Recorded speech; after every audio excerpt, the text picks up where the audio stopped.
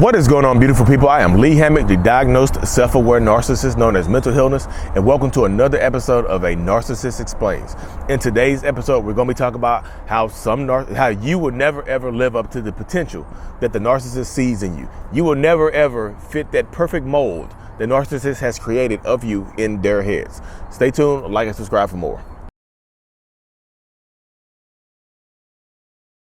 So this person said her possibly narcissistic ex left her because he said, "I've realized you'll never live up to the potential I saw in you." Woo! And if you're new here, I'm a narcissist. I actually have narcissistic personality disorder. So this is an example that a lot of narcissistic people will concoct or develop this perfect image of you during the love bombing phase. Like when we look at you, we see our perfect person, the person that God or a higher power has created for us. And we act as such. We try to give you everything that you want and need. We want to make you happy. But sooner or later, that perfect image that we see of you gets shattered and things like that. And once that image gets shattered, we don't look at you the same way anymore. And anything could shatter that image, y'all. It's only a matter of time before that image gets shattered. You could say something, you could do something, it could be something in your past. It's eventually going to get shattered. There's an emotional expiration date on most narcissistic toxic relationships, y'all. It's true though, in the narcissist's mind, you will never live up to the image that they created of you. And it's not your fault. Hope this.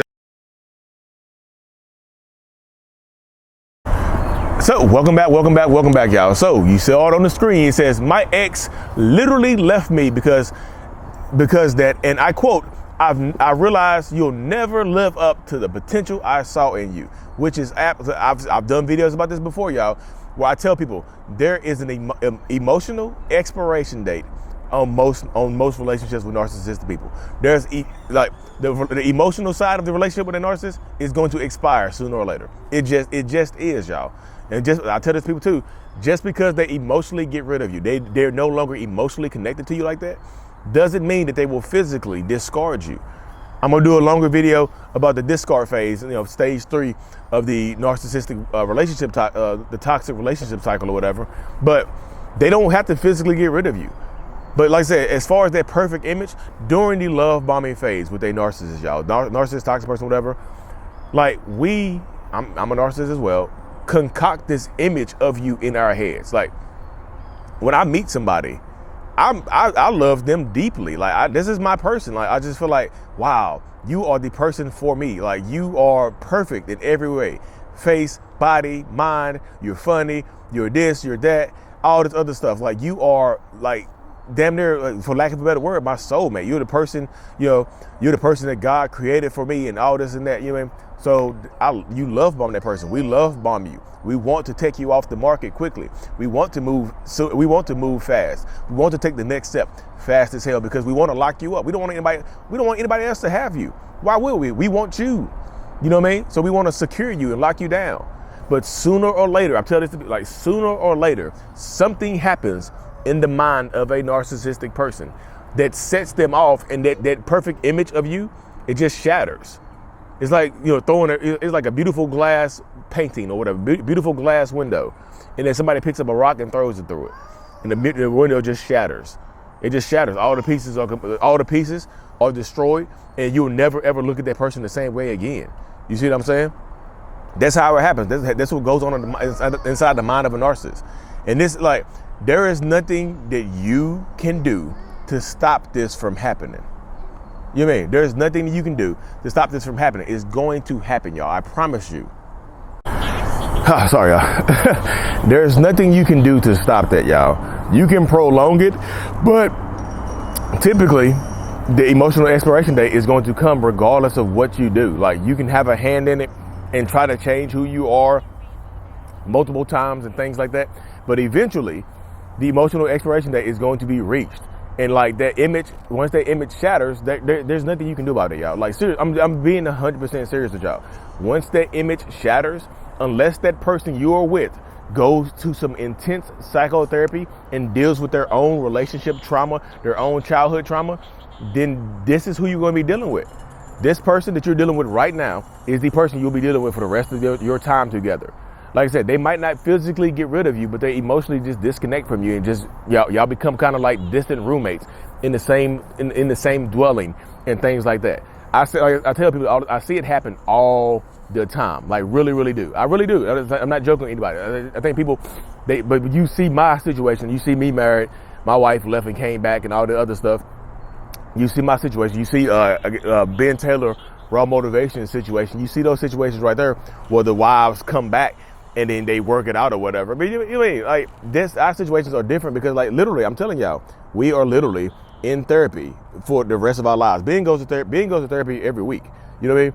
Me personally, I do it once or twice a month now. I'm doing it twice a month now, and things like that. But like therapy is pretty much one of the only ways, y'all. The only way. To me, it's the only way. I don't want to say one of the only ways because the comment section will be filled with people like, what's the other way then? You said one of the only ways. What's the other ways? Like we holding out hope. Yo, misplaced hope is one of the most dangerous things, one of the most dangerous substances in this world. Like misplaced hope. Like you're putting hope in someone else's ability to deal with their own issues. You know what I mean? You're putting hope in someone else as opposed to putting it into yourself.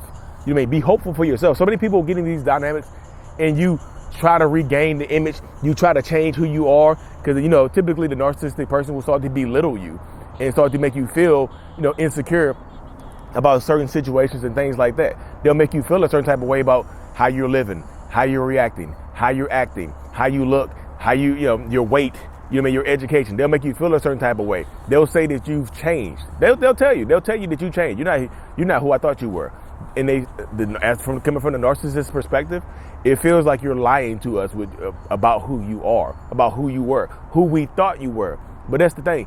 Unless you were really lying, you didn't lie. You presented yourself as who you were. The narcissistic person just concocted this image of you in their heads, in our heads, and is an image that you can't live up to. It's like, and typically in these situations, once that image shatters, the narcissistic person won't tell you what you have done to make it shatter.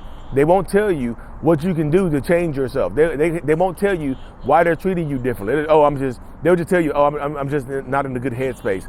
I'm just depressed. I'm just feeling like this. I'm just feeling like that. They'll get to that situation right there where they'll completely they'll mess with you. You know what I mean? They'll do that type of stuff right there and they will absolutely mess with your minds. And you'll be you'll stay in these situations way longer, trying to get that emotional flame back lit, trying to turn that light switch back on. But you'll waste a lot of time, effort, and energy doing it. I'm just telling you, I'm not telling you to just pack up your stuff and leave. I'm just telling you to weigh your options carefully. I'm telling you to take a big, grander look at your life and how you're living and what goals you have for yourself, and actually ask yourself, are these goals truly attainable with this person that you're with right now? Are they? You have to ask yourself you have to ask yourself these real stuff. Talk to yourself. I'm not talking about like somebody that has some mental health issues. I'm like, talk to yourself. Write this stuff down. Validate your own feelings, because that narcissistic person typically isn't going to provide you that validation anymore, like they maybe have been doing in the beginning of the relationship. You see what I'm saying? So I know a lot of people get into these situations. You hold out hope. You hope and you pray, and you want that person back. A lot of people hold out hope because you want to go back to the beginning. You know, because sometimes you don't get an explanation as to why things change. This is your explanation right here for most of y'all, that you just did something outside the scope of who that narcissist thought you were. Like, you could have just said something. You could have done something. One of your actions is not, and it doesn't it's not necessarily a bad thing that you did it. You could just set a boundary. You could just say no to them. And you saying no to them for something changes the whole way they look at you. You have boundaries? Oh God, I didn't think you had boundaries. You have boundaries? Oh my God, I chose wrong. And they'll look at you like you're a horrible person because you have boundaries. How dare you set boundaries? You mean, how dare you tell me no? And hopefully this stuff happens in the early on in the relationship dynamic. I talked to a woman the other day.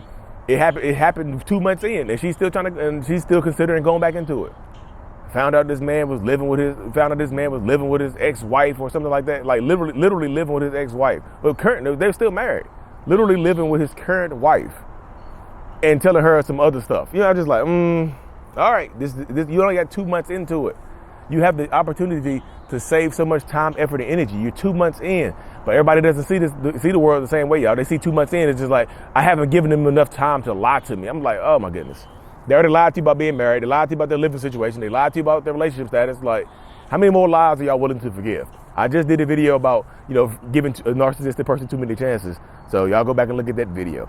So sometimes you can give them way too many damn chances. And the only person that that benefits from you giving a narcissist too many chances is that narcissistic person. I promise you. I know y'all see the logo, hoodie style. The I Love Me brand is out of here. I know people say that sounds narcissistic, but it's about self-love, self-appreciation, and things like that. So do what like I said, in your mind, or whatever mind you have going on, whatever situation you have going on, whatever you do, what you feel is necessary to live a genuine, authentic life, y'all. Because you'll never live up to that perfect image. The potential they saw in you is false potential. You didn't provide that potential; they did, and you will never live up to that image. And sometimes, y'all, just to wrap this up, that when they say stuff like this, you will never live up to the potential I saw in you. It's projection, because neither will they, neither will we. We can't live up to the potential that other people see in us, the potential that other people see in ourselves, that we see in ourselves. We won't live up to that, so they project it outwardly towards you as well. That could be a whole different scenario that's going on in your relationship dynamic. But anyways, y'all, gotta get ready to pack up for Austin, Texas. Gotta head out of here in a little bit. Austin, Texas this weekend. Toronto, Canada, November the 19th. Jet setting, doing this thing out here, y'all. See y'all later. Stay tuned, like and subscribe for more. And as always, Mental Healness is out. Peace.